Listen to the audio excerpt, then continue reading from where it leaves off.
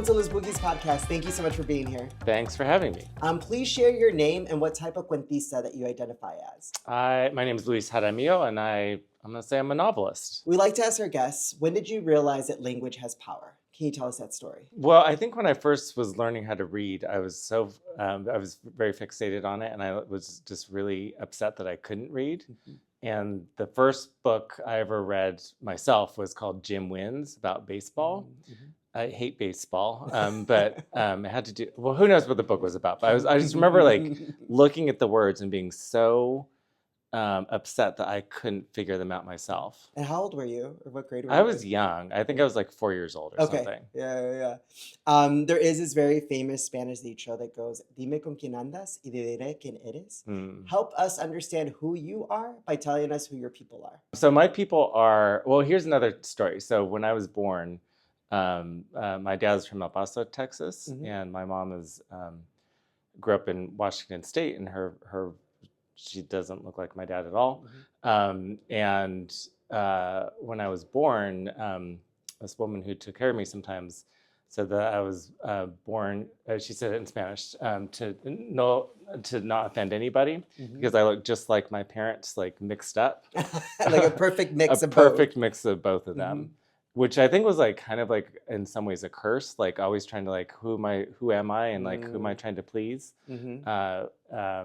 In some ways, So I grew up in California, not in Texas, in Salinas, California, mm-hmm. Which is a place where it was very segregated, very heavily Mexican American. Mm-hmm. I guess a little more Central American here and there now, but really mm-hmm. still mostly Mexican American and white.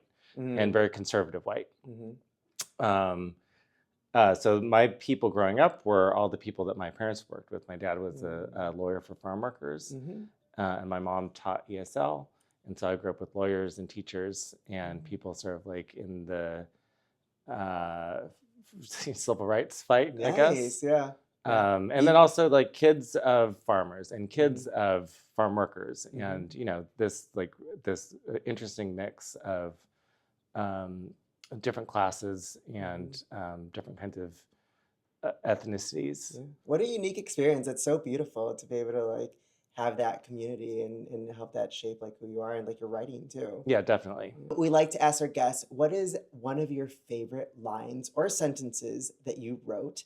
Whenever you read, you're like, damn, this is so good. Well, the first line of my first book, Short Stories, is the doctor's wife is pregnant for the 4th time. And when I wrote the book, and my agent was like, maybe he was like, I can't sell this. And so I put it aside.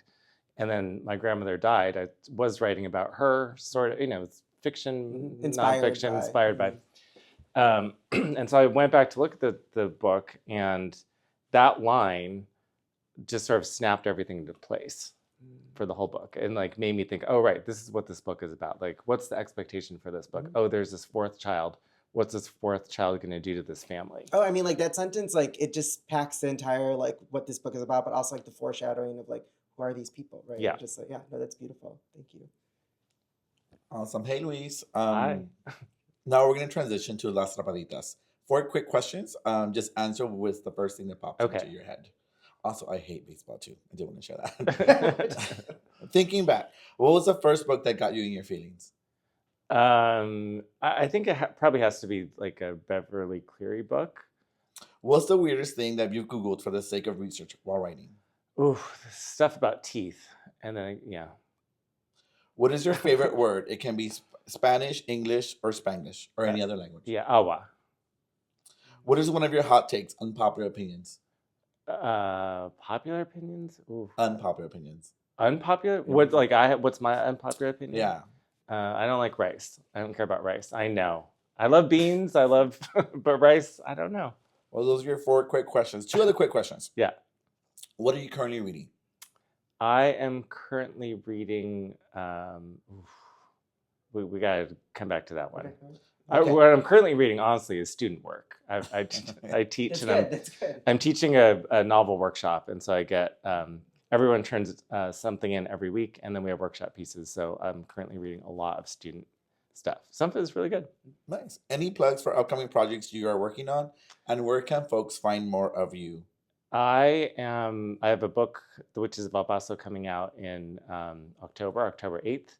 It's a novel. That'll be everywhere, should be everywhere. You can find me on Instagram. I teach at the New School. Those are the places. Awesome. Thank you.